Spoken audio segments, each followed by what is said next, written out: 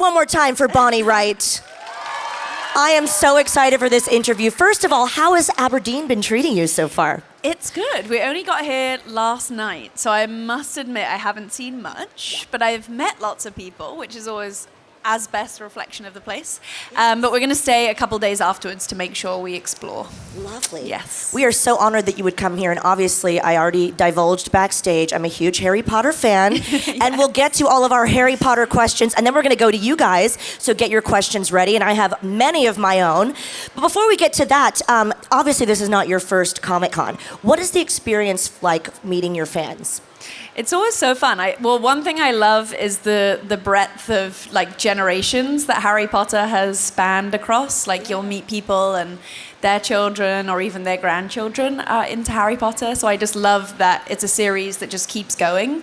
And it's so telling of how good the stories are, I think. Like stories that are really well written and the films that are well made, like they last through time. And I just love the excitement that people have and just the stories of how Harry Potter's affected their life or how like they love it with their siblings or their parent. Like I think it's really something that brings people together and a lot of people can agree on Harry Potter, whereas sometimes there are shows that people watch in the family that, you know, are more, you know, dividing, but I think Harry Potter really brings everyone together. So I love just, everyone's excitement and stories I love to hear. So thank you. We are so happy that you've had so many memories with us here in Aberdeen, and there will be more to come in the autograph and photo area. But to talk about real life for a moment, I have been lightly stalking your Instagram, and I would love to ask you about your company, Go Gently, and what it's all about. Yeah, sure. So I wrote a book called Go Gently that basically looks at different things that we can be doing in our day-to-day life to be more sort of connected to the wider issues of the climate crisis and sort of how our seemingly small day-to-day actions really connect to the larger issues. So it's very much like a book that kind of shares ideas to essentially be a bit more resourceful and mindful of the way we go about our life. So I wrote a book and then I did a YouTube channel around it and I have an Instagram for it. And then I also just made a TV show with it too. So that's a documentary TV show that I hope will come out later this year. Yeah. And you're making people, think about their healthier choices and what options they have. Mm-hmm. Now, with social media, you're active on there, especially in that positive sense. But how do you sort of blur the line between personal and social media, everything being online? Do you have a little line you want to follow? Yeah, sure. I guess I'm quite grateful that when I was really young, social media wasn't like a thing. I'm also kind of grateful that when we were filming Harry Potter, social media had not yet taken off at all. So I love that I kind of came to it later in my life when I was able to maybe make that divide between myself and Ginny and people's love for Ginny. So that's maybe just like a kind of coming of age thing. But yeah, I guess division, I mean, I'm someone who loves Instagram myself. Like I love visual storytelling, so I've always loved Instagram in the sense that while it has the negativities of social media, I've also met so many incredible people through Instagram, especially in the environmental work I do. So I also see how connecting it can be as a thing. I think I've become more aware of it recently. I had my son 6 months ago, and I've become more aware of it, I think, with him, just because I've chosen not to share him on social media, and that's really important to me because like he has a choice and he hasn't got that yet. So yeah, I think it's made me think about it a lot more now not that he's anywhere near knowing what it is, but it's just made me more aware of it. Yeah. But you're nice to share your mom tips and tricks as well, which we love. Yes.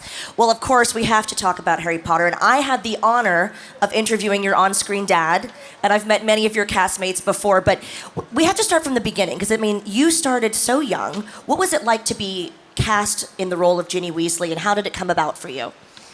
Yeah, I was 9 years old when I was first cast in Harry Potter, so if there's any 9-year-olds out there, you can imagine I was your age. So my brother, Lewis, my older brother, had actually read the series. He was already, well, I guess at that point there was only maybe 3 of the books out. So he was the fan in the family and he'd already read the books. So it was actually his idea that I should audition for the role of Ginny. He was like, he was very set on me thinking that I would be a good Ginny, and I obviously hadn't read the books, I had no idea who Ginny was, and I hadn't really, at the age of 9, I mean, every day you have a new dream of what you want to do, so I wasn't particularly, I mean, I definitely loved performing, but it wasn't like something that I really wanted to do necessarily, acting. So my mum did some research and tried to find out like how you could audition, like we had no idea, and she ended up finding the number of the casting director through the publishers. She called like the publishing company of the book. But my parents they're not in the industry at all, so she didn't know. And so yeah, I went for 2 auditions, and I truly did not think I was going to get the role. I just was like, this is going to be fun. Let's just go see what an audition is like. And Ginny doesn't, the line I have good luck in the first film was actually given to me on the day. So actually in the script, Ginny had no lines in the first film. So I just read they just got me to read different characters' lines.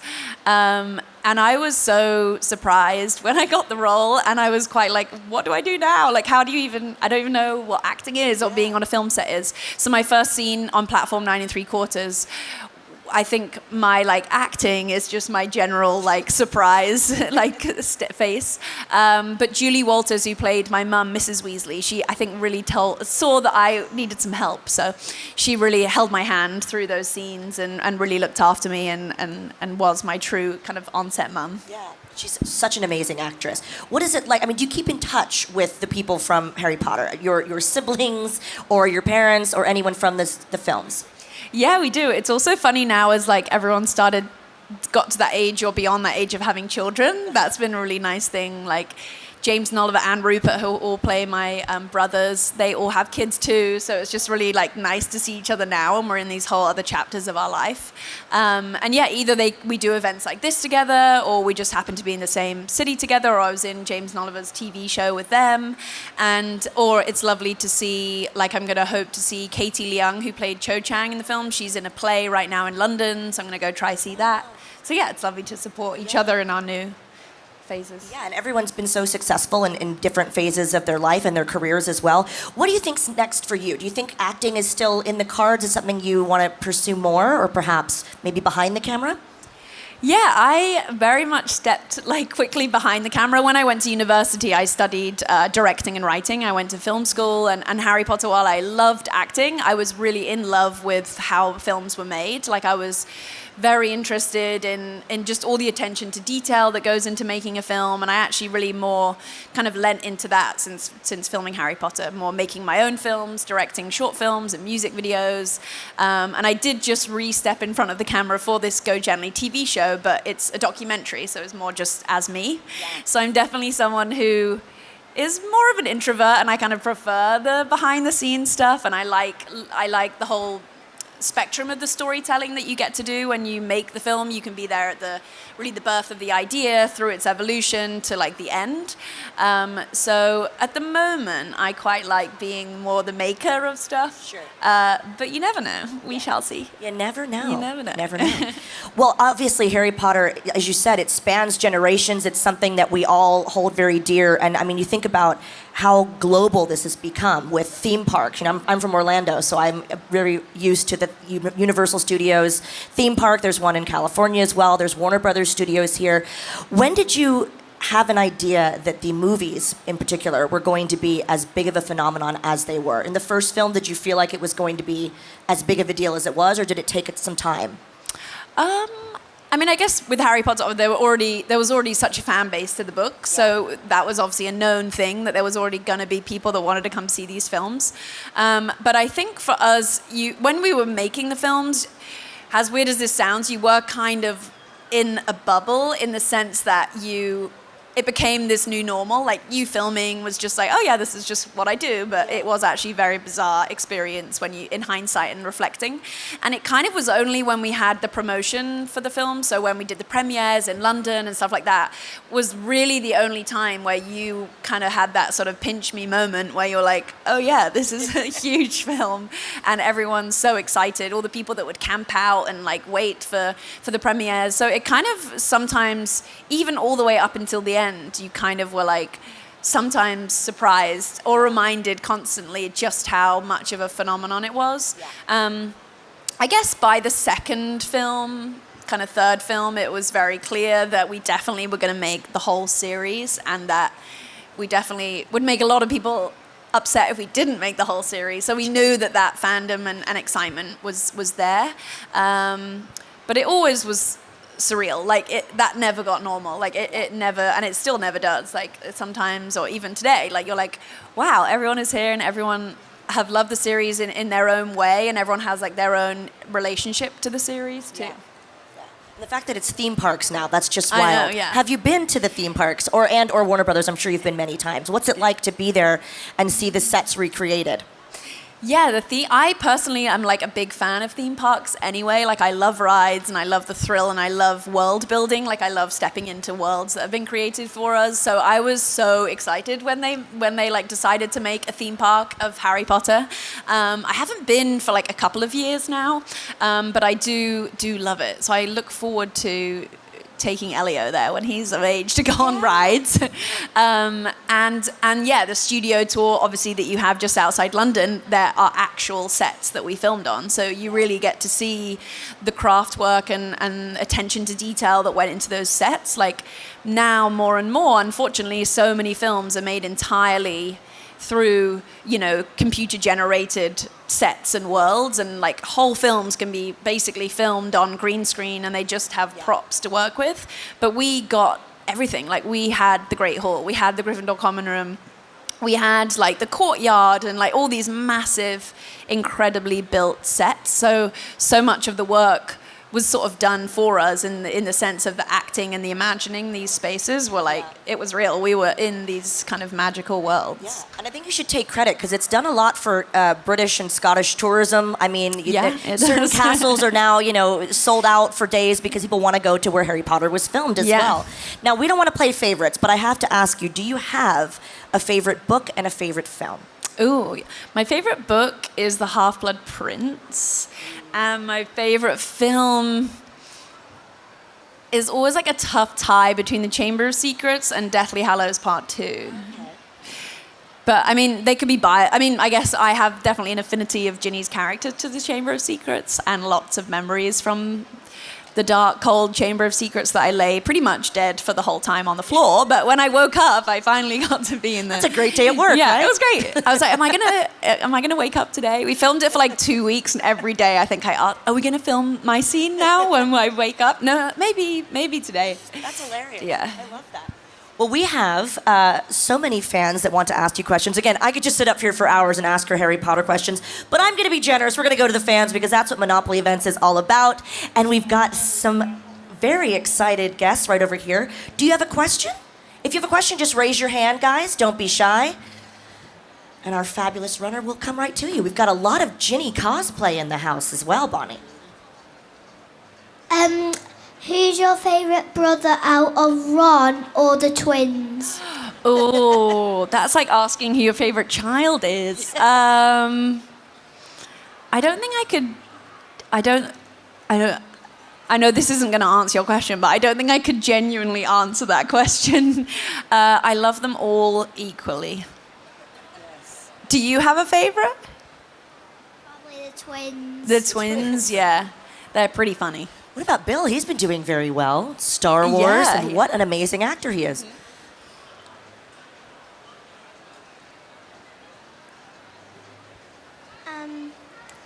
What was it like on the set? Oh, good question. It was amazing. I learned lots of things about how the sets are made.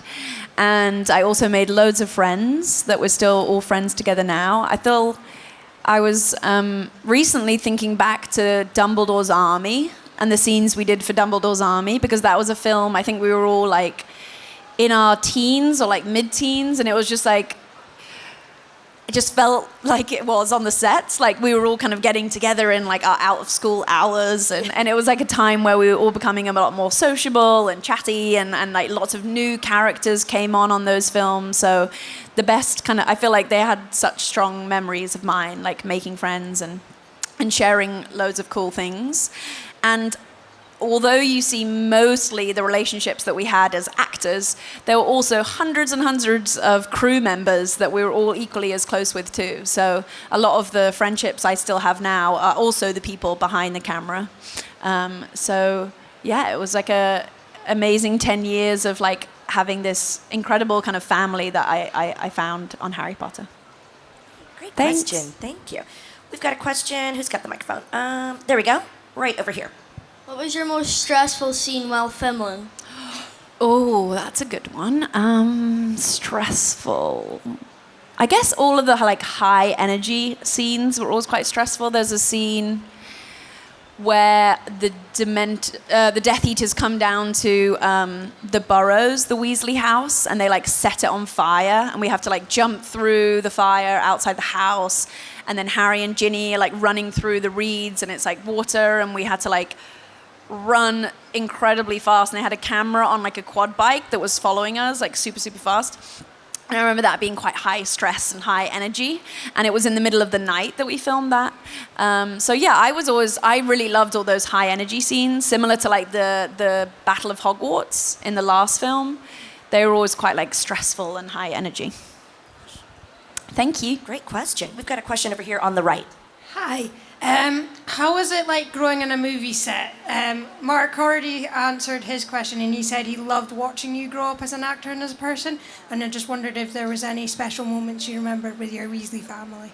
Yeah, good question. I think in the moment, I probably didn't like realize as much of like the growth I was going through. Obviously, the age of 9 to 19 was the years that I was on the film set. So like prolific years of your life where you're kind of finding yourself, who you are, what you like, and different things. So I feel like I guess I fell in love with filmmaking was the biggest part of that. Like how I then went on to more be behind the camera was all because of Harry Potter. I would have never known like how films were made or what storytelling was. So I definitely owe like all of that love for storytelling through Harry Potter.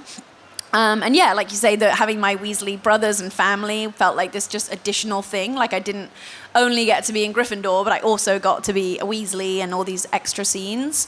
But I think it took me, and I would say this is the same for other castmates have said the same thing, but it took kind of finishing the films and like having a couple years to go by and reflecting on the experience for it to really make sense. Like when you're in it, it's just kind of happening. But on reflection, it's been, I guess, just even more significant and like all kind of made sense, I guess, afterwards, and just, yeah, completely changed my life. Yeah. You mentioned the word love. I have to ask you about your on-screen love. What was it like working with Daniel Radcliffe? Yeah, it was fun. I feel like when we read, like, obviously you had the books to determine like the fate of your character, and because the books were still coming out, it was kind of this strange experience. You never knew what was going to happen to your character. So when that kind of book came out, when finally Harry and Ginny sort of get together, I was also a bit of a slow reader, and I still am a slow reader. My brother was like had like finished the book, and I was probably on like page 50 or something. And he was like, "Oh, wait till you get to page whatever number it was." And I was like, "What? No, what happens?" But I didn't want to spoil it for myself, so I slowly chugged my way through the book. But yeah, I was so excited for like the opportunity for the character to grow, but I definitely was like nervous in the sense that like so many people are so attached to this storyline and this character. I was definitely, yeah, nervous for my character to develop in such a like strong, extreme way.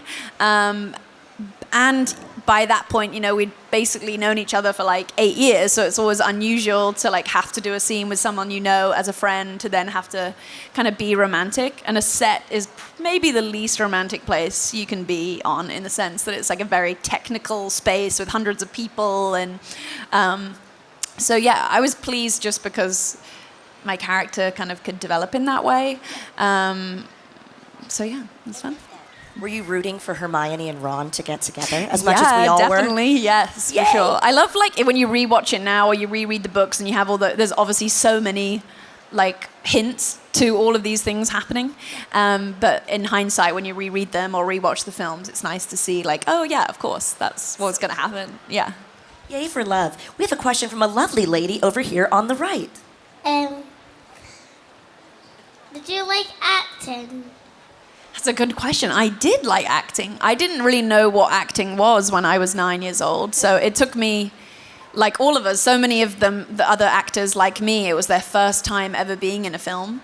So I definitely had to learn quickly what acting was.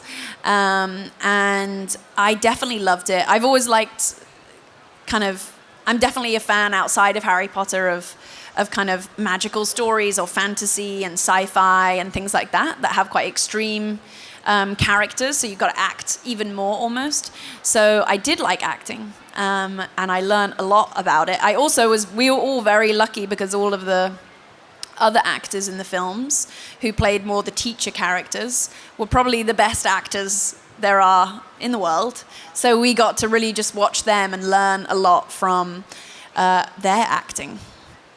Yeah. You think about the cast. I mean, Gary Oldman, Alan Rickman, Kenneth Branagh was in one of the films as well. Was there one particular actor that helped you more than others? I know you mentioned your mom, of course, but anyone else that you kind of looked up to in the sense of acting and wanting to portray them? Yeah, I guess I think I just kind of watched them. I think that was the best lesson. It wasn't necessarily them telling you things outrightly. It was more just being a witness to their great performance. That is what taught us everything. Like, I love to watch literally every single... I'm watching them together, too. Like, watching 2, 3, 4 incredible actors have a scene together that you're just kind of on the side of, say. It's just, like... just incredible. So there were so many people that I just love and respected. And I think too, as I got older and I was beginning to watch more of the types of films that these actors were actually in, I then more was like, oh wow, these people are like big actors. Whereas when I was young, I was just like, I don't know who these people are. My teacher, who cares? Yeah. So people, I don't know, like Helen Bonham Carter, David Thewlis, like Alan Rickman. I mean, all of them were just incredible. There's so many. Emma Thompson, Maggie Smith. I mean, the list goes on and on for sure. We've got a question over here here we go, on the right. What was the funniest thing that happened in the Funniest? Ooh. So many things. One, I don't know if it's funny, but like chaotic scene we had is, do you remember the Yule Ball scene, which was like, that's the fourth film, The Goblet of Fire? They had like they wanted us at the end, like obviously there's all the like waltzing and like formal dancing, but then they had the band that Jarvis Cocker is the lead singer of, and they wanted us to like basically just allow the whole scene to just go crazy into sort of like mosh pit style dancing. So I remember just being like, what is this life? We're in the middle of this like scene where they're making us just like rock out to like an incredible talented musician in like the sets, and it was just, I don't know, just a fun scene. And again, it was kind of the age where we were all sort of teenagers, and like this is the kind of thing you want to do as a teenager, like go to a concert, but instead you're one being filmed. And then there were loads of just silly, funny moments that I had between my Weasley brothers. I remember there's a scene in the Burrows where like Harry and Ginny are having this moment, and Ron like comes down with a plate of mince pies and he like sits between us. And it very, very simple scene, but it took us like half a day to film it because we just couldn't stop laughing for no reason, like when you just get that infectious laugh and you just can't stop. And it took us so many takes. Towards the end they're like, okay guys, come on, this is a professional set, can you like stop laughing? So just silly things like that where you realize we were still just kids, even though we were actors, we were just kids. Makes it so awkward in that scene too. We love it. We've got a question over here. There we go, right there. What was your favorite scene to film? Ooh, that is challenging. So many. Well, I liked, like I've already kind of said, all the scenes that we did in the Burrows, the Weasley house. And I think a weirdly significant scene for me, even though I did lay on the floor most of the time, was the Chamber of Secrets. And I also loved... like all the scenes, in the fifth film the Dumbledore's army scenes, but then also when Harry, Ron, Hermione, Luna, Neville, and Ginny go to the Ministry of Magic. The scenes where like you have this kind of suddenly, you know, the Neville, Ginny, and Luna's characters kind of step up and kind of be amongst the drama and action that Harry, Ron, and Hermione are in. I remember really liking those scenes and just felt so much like closer to the sort of the drama of what was going on and the narrative that was going on. So I really loved all those scenes that we filmed in the Ministry of Magic. That's a great question. I have a rather morbid question, if I may. Gonna get weird here. Whose death was the saddest or most upsetting to you, as far as a character, of course? I mean, there's so many that really, stressed us out, and some of them I wasn't at. Like Dobby's death is just like the worst ever, but I wasn't like part of that scene. So I remember just being, when I watched that for the first time in the films, I remember like being pretty sad. And honestly, I mean, Sirius Black. I mean, imagine if he was still there for Harry. He could have been like just the best father figure for Harry, and he just goes too soon. I can't even talk about it. I feel like I'm gonna get that upset. is a sad, especially in that film when you get closer to him in that film, in the Order of the Phoenix, and then he's gone. Yeah, and the way it happens, it's just... I know, yeah. Oh, can't talk about it. We've got another question over here. There we go. What's your favourite memory making the films? Sorry, I can't see where you are, but I'm gonna... Here, yeah. Oh, there, sorry. Favorite memory? Favourite memory. Ooh, there's so many. Favorite memory. I mean, I guess just like I can't pinpoint it, but I would just say like we spent hours and hours of time together, like not like any particular like special or glorious moment, but just all the very mundane, simple times that we spent together with like all the fellow actors, whether it was like in the hours off we had to finish all our schoolwork and make sure we were keeping up with school, to like hours where we were just like playing games in our time off, or just all those kind of in-between moments, weirdly, are like the strongest memories for me, in the sense that was just when we were just being ourselves, and kind of finding those friendships was really, really nice. Or sometimes when we did get to leave the studios and we went and filmed, like you say, in different places across and around the UK, was always fun because it felt like you were on like, I don't know, a school trip out and about. But yeah, I feel like just those weirdly like mundane days where it was another day in the Great Hall, but you still got to do it with like your friends, I would say was most significant memories, if that makes sense. Yeah. Thank you. Good question. We've got a question all the way up at the top here on the right. You mentioned how you went to the set after you were done with school. How did you manage to balance school and work at the same time? Yeah, good question. So yeah, we had to do like minimum so many hours a week of school, and when we were younger, like your lessons are all kind of the same in a way. Like you would be in the classrooms sharing different things with other people, but then the older you got, the more specific, like by the time you're in your AS levels, like you're quite specific to what you're doing. So I preferred the earlier days of school when we were all just like doing it together in the classroom. Towards the end it was just like one-on-one more with a tutor. But I guess I got sort of it made me very organized person, because I would have to like go to all my teachers at school, ask what they're going to do for the whole term, get all the assignments, get all the paperwork, get all the reading things, and then bring that to the set. And I had to like communicate with my teachers and just things that just were a whole added layer to it. And I remember when I got to university and I was in my first year of university, we were still filming the last Harry Potter, and I had like a tutor or professor be like, it's okay, like most people don't show up to their first year of university, so like it's fine if you miss some of the work, like just relax, it's okay. I was like, okay, I'm just really used to getting all my work and making sure I'm on time. So that was kind of made me realize actually maybe how like organized I had become. So I remember just relaxing a little bit when I was in my first year of college. But yeah, I don't know, I guess it added a whole different layer. It was also sometimes hard, like say there was a day where I wasn't filming and I could go back to school. Sometimes I really wanted to go back to school because I missed all my friends. And then other times I knew I would go back to school and like be behind in one subject and maybe ahead in another one. So some days I would just go to the sets just to catch up on my schoolwork rather than go back to school because I was like too behind. And then there were like some things that you miss, of course. Like I missed like a lot of like, school trips or school kind of camps and different things like that. But so yeah, there were some things that I definitely was sad to miss of school, but I was lucky that I did still out of the school year go to it quite a bit. Great question. We've got a question up here. There we go. Hi there.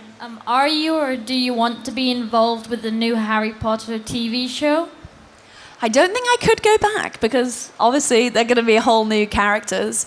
I feel like if they ever did more of like a future story, like the Cursed Child, then that would make more sense. But no, I'm just going to be watching those shows and being part of the audience, which honestly I'm pretty excited for. I feel like when you're so involved in something, you get to enjoy it now in a different way.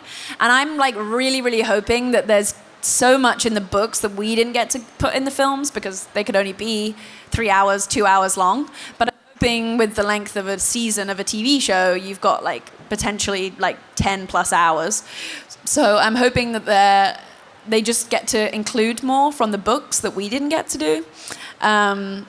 And yeah, it's going to be surreal, like watching a whole new like cast of people playing the characters. So no, I won't be involved. I'll be sat on my sofa watching it. Well, the good news is they're still creating so much more from Harry Potter with Fantastic Beasts and The Cursed Child. What are your thoughts on either have you seen The Cursed Child and or the Fantastic Beasts films? Yeah, I've seen all of them. I saw the play like a long time ago, The Cursed Child, when it first came out. I honestly am like, from a fan's perspective, which maybe you'll agree with, I really, really, really want them to write a story, be like TV or film, whatever, of all of the like Aura characters and the Order of the Phoenix characters. Like I want a story about like Sirius Black and James and Lily and Sirius Black and all those characters like when they were at school or when they were like starting the Order of the Phoenix. So that's my story that I want to hear. And I feel like when I talk to people, everyone has like a spin-off or a part of the world that they would love like for a show to be made of. So we'll be waiting for all those spin-offs. There's so many possibilities. That's what's great. We've got a question up here on the right. What was your favorite line? Oh, well, I think it was someone I met earlier's favorite line too. Mummy, where's my jumper? Or, Mummy, have you seen my jumper? And I learned something recently, because I thought the Weasleys, as far as I remember, don't have a cat, right? And Mrs. Weasley says, dear, I think it's on the cat. Well, I learned recently that they have like a cat-shaped hook above the fireplace, and she actually meant the jumper was hanging on the cat, which is a hook, not a living animal. So that made sense. I learned that like a week ago. So I love that line just because it was kind of silly. Like she comes down and she sees Harry and is like eyes wide and runs away. So that was a fun scene to film. My favorite line that I didn't say, but I loved witnessing, was when in the Battle of Hogwarts, Bellatrix Lestrange is coming for Ginny and Mrs. Weasley gets in the way. I feel like everyone knows the line. Yeah, and that was just like the best scene to be in, when like Mrs. Weasley is standing up for me and they had this like moment together. And they as actresses were like so excited to film that scene. So it was pretty cool watching. We won't repeat it, but everyone knows that iconic line. Yes. For sure. Question up here on the right. Hiya. My question's, if you were to go back and do it all over again, what would you change and why? Ooh, good question. I don't know if I would change that much, just because I loved it. And I think I'm pleased that as it was happening, I didn't like know too much. Like I liked that we were just being, like I was very present to the moment. I think also, which you are maybe more when you're younger. I think when you get older, you kind of maybe overthink things too much. So I liked that I didn't overthink things too much and it was just kind of happening to us and everything. But I mean, I guess always you're going to see your performance and want to change certain scenes for sure. But I feel like that's probably an issue forever. So I don't know. I guess maybe just kind of celebrating it even more. Like, I think it took till finishing the films to just realize like how incredible it was, and maybe just to be even more like proud of it when it was happening. I think sometimes you just, for me, you'd go back to school and you'd want to just be a normal kid at school, but you weren't. You were in this like incredible film. So I think sometimes to just be more like, I don't know, less shy about it. I was very shy, for sure. You were also 9, though, bless your heart. I was pretty young, yeah. You was pretty young, yeah. You're allowed to be shy. We have a question from a lovely lady up here on the left. Who do you miss the most on the set? Oh, that's a good one. So some of the people I was close with were my brothers, and Ivana, who played Luna, and Katie, who played Cho Chang, and another friend was Afshan, who played Padma Patil. They were probably my close girlfriends on the set, so I definitely miss being with them. But we all still see each other, which is good. And I also miss all of the like animals and creatures we had. Like, it was pretty cool that we had all these like owls and cool dogs or animals they used to like record in research of the films. Like, I just loved all the creature stuff. So even the mystical ones that, you know, I miss. You guys have had amazing questions. Yes, final question from me. I know we've got to let you get back to the autographs and photos for you guys. What are you looking forward to after Aberdeen, professionally or personally? Ooh, I guess personally, just watching my son grow up is pretty much my life at the minute. He only just turned 6 months this week, so pretty much he's my life right now, which I love, and I'm grateful to be able to have the time with him. So yeah, just being with him and continuing the sort of like content and stories I'm creating around my Go Gently kind of stuff, and just continuing to use my voice and storytelling to talk about issues that I care about, which is particularly our beautiful environment and nature that we get to live on this planet, and I just love advocating for it. And I'm pleased we're going to definitely explore the countryside here for a couple of days after the weekend. Well, we are wishing you all the continued success, and we're so happy that you use your platform for positivity. Ladies and gentlemen, please show your appreciation to the lovely Bonnie Wright. Thank you so much. Thanks for your being questions. Here. Keep it going, Aberdeen. Let's make